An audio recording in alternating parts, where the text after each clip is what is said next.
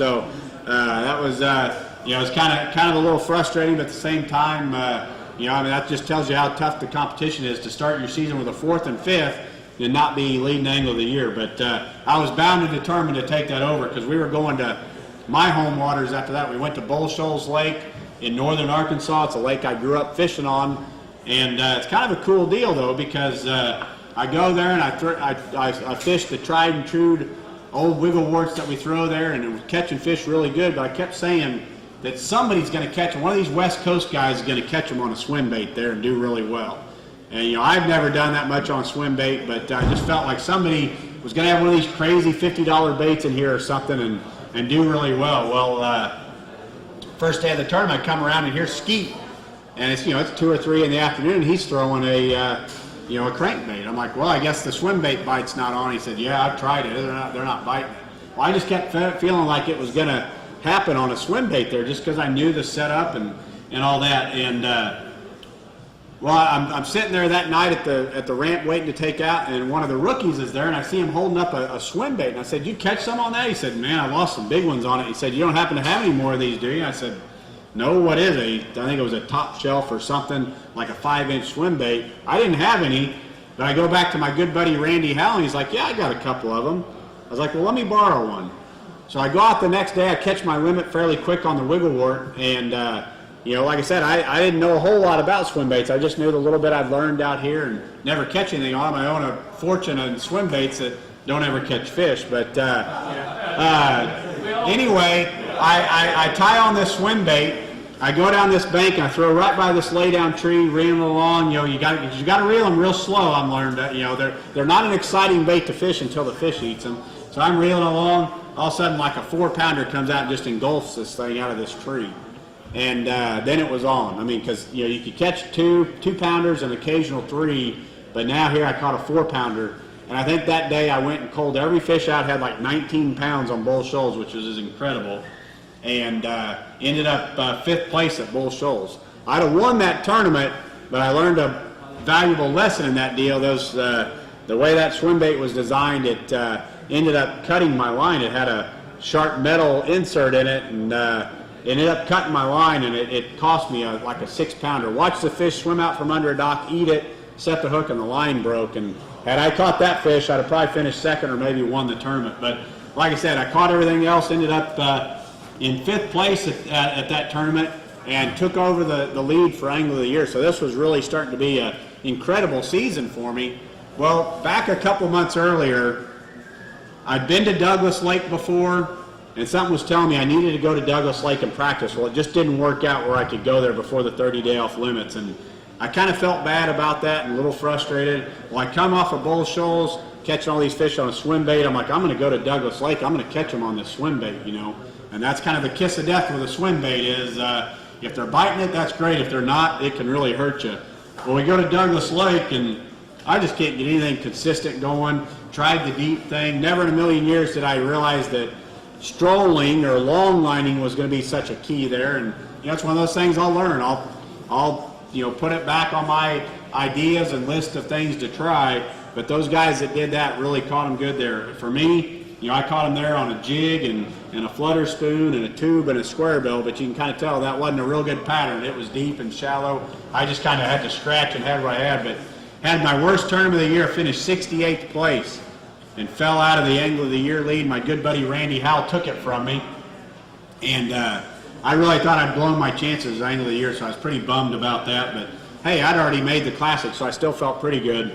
Well, next event, we were headed to Toledo Bend. It's a lake I love. It's an incredible fishery, and you know, it was the 1st of June, so I knew it was going to be hot and probably be a deep water deal. And we got there, and my good buddy Alton Jones, he's like, man, it's going to be 1 deep here and all that. But man, I love to fish shallow. There's willow trees in the water, buckbrush. Well, that first morning I get out and I fish about an hour fishing some of the prettiest shallow stuff and can't get a bite. And at that point I said, you know, I have nothing to lose, everything to gain. I said, this tournament's going to be 1 out deep. I need to commit to fishing deep.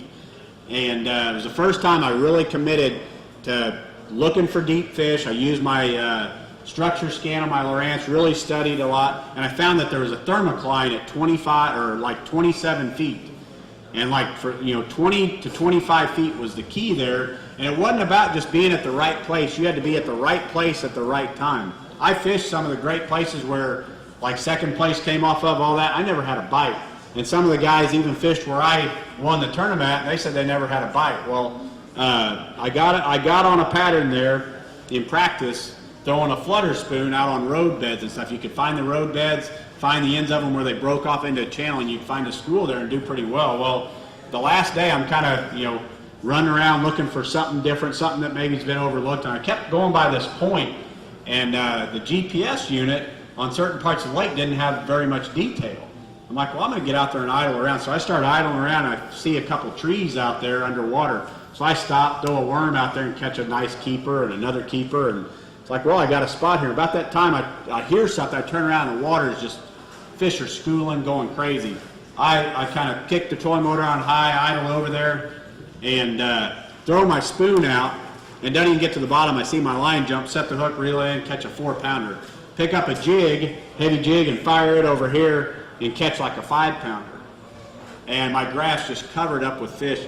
I take my spoon, I cut the hook off of it, throw it out there, and it doesn't even hit the bottom, and I see my line jump. I pull it away from that one, let it fall, it doesn't even make it to the bottom. So now I'm really excited. And well, lo and behold, go back, Alton Jones, he's like, man, you're going to win this tournament. It's like that. You never want somebody to tell you, man, you're going to win this tournament, because that's usually the kiss of death. I mean, I was nervous and everything, and go out the next morning, and right off the bat, I caught like 16, 17 pounds. So, I mean, it had a pretty good start to the tournament, but they didn't bite there that day like they'd been biting the day before, and I was kind of frustrated, but, got off to a good start in the tournament and felt pretty good about it. I go back, and the cool thing was there was nobody fishing there. I couldn't believe it, to have a spot like that to yourself. I go back there the next morning, and it was on. It was just like the day before. It was incredible. I caught, I think, 24 or 25 pounds in just like an hour and a half. I mean, it was just truly an amazing day. Throwing that flutter spoon out there, those fish would literally have it down their throat. I mean, I'd have to go through the gills and cut the hooks off. And, when they're biting like that, it's just an absolute blast. And, the hard part is when do you stop, because you're catching them so good and you try to save them. But, that, I think I got into the lead at that point and went out the next day and caught another good bag and stayed up there in the lead. And, I mean, it was just, I thought it was going to be a piece of cake. I mean, just keep throwing that flutter spoon and, catch a good bag each day. Well, whenever you win a tournament, it seems like you have to, make some type of adjustment. Just like at Louisville, I had, that wacky worm really got me over that threshold. That fourth day, I pull out there, and the cameraman's like, man, this looks like the Bassmasters Classic. I mean, I had like 50 boats watching me. And I had high hopes because it was a little cloudy and they didn't bite well the third day. I figured maybe every other day they're going to bite good there.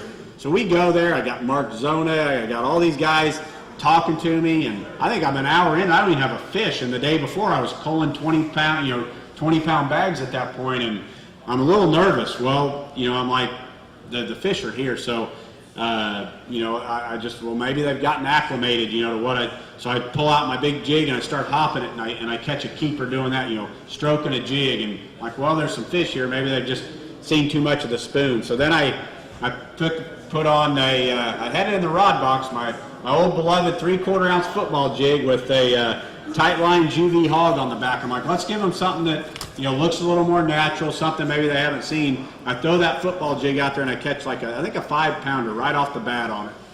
Fish around. You guys probably saw this on TV. I throw that football jig out, probably from here to that garage door, maybe farther, and I'm watching it, sink in 25 feet of water, and all of a sudden I see the line do something, reel down, set the hook, and it's like a 6.5 or something. Comes and jumps.